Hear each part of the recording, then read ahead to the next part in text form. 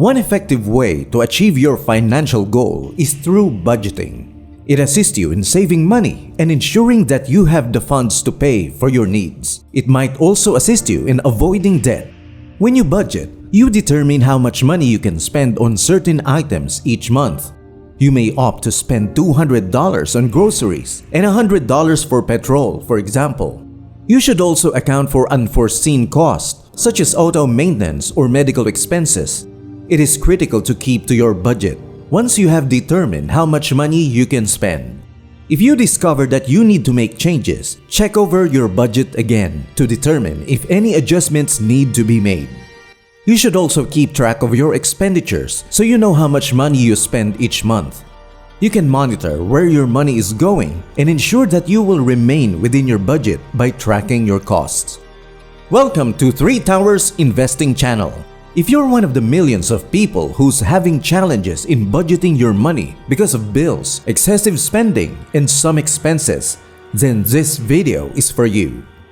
In this video, we will discuss a very simple yet effective technique on how to budget your money properly. And who knows, this might change your life from where you at to become a debt-free person.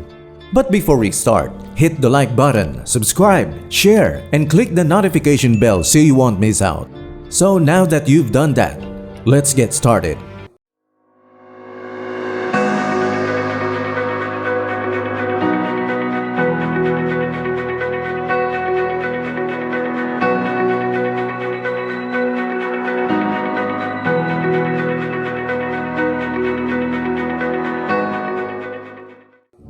Have you heard of the 50-30-20 rule in budgeting?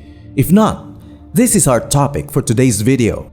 50-30-20 are percentages of the money that you should be allocating when you're doing your budgeting. Keep in mind that we're talking about net income or money left over after taxes. Let's break down each figure and give examples so you may apply these measures to assess your financial status. Your essentials should come from that 50% of your net revenue. Your mortgage or rent, insurance, food, and utilities like electricity and water are all examples. In other words, a necessity is anything without which you would be badly inconvenienced or could not possibly function at this moment. Remember the difference between wants and needs. This 50% we're talking about here are your needs. Now let's go to that 30%. These are your wants. So a want is anything that makes your life easier. It's an issue of determining whether or not you're willing to put up with wants, which relates to the 30% budget of your budget allocation. So do you need to go out and buy new gadgets right now, or maybe a new designer bag? For many of us, eating out is very common. For whatever reason, many people's lives are so chaotic that it's easier to just get in the car and go grab something to eat than it is to make the meal yourself. One of life's greatest pleasures is having a hobby, and I believe that everyone should have at least one, whether you're baking, mountain climbing, biking, or whatever makes you happy. It is good. However, because you don't need it to exist, anything you want to do for fun, whatever makes you happy, falls under the category of wants. To conclude, a want is something you don't need, but that significantly improves your quality of life. So let's get to the final 20%, and I know a lot of this sounds easy, but the truth is, you'll find yourself having no more money if you don't track where your money is going. One tip I can give you is to write down your budget and spending. Let's talk about ways to save money. Savings and debt repayment should take up the remaining 20% of your income. If you had an emergency fund, for example, this is something you should consider protecting. An emergency fund is very important that every family should have. This fund is meant to cover unforeseen expenditures such as a broken appliance or automobile repair. If you don't have access to a credit line, a small emergency fund might assist keep your finances solid. An emergency reserve of 6 to 12 months worth of living expenses is excellent. This will be plenty to cover unforeseen expenditures and expenses. You can begin by putting aside a little amount of money each month and gradually increase the amount after you've met your goal. So let's talk about debt repayment and preparing for your future. If you have a credit card debt or student loan debt, these are the debts that you should pay off from that 20%. You need to carefully select which are the ones that have very high interest that kill your finances. Those are the first that you need to pay off.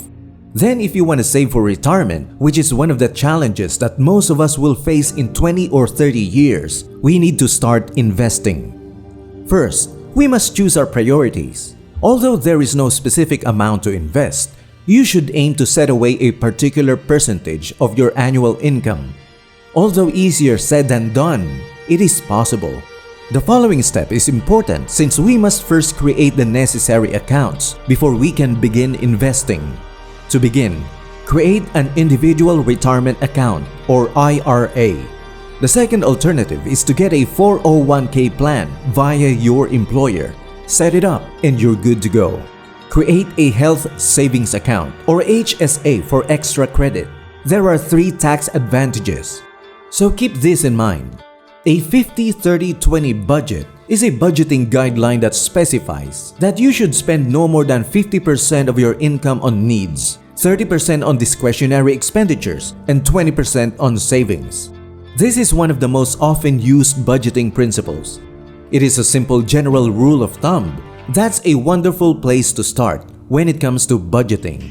While the 50-30-20 guideline is a good starting point, it isn't the only approach to budget. It's vital to keep in mind that the 50-30-20 rule is only a suggestion. It's meant to help you get started saving money and living with your means, but it doesn't have to be set in stone.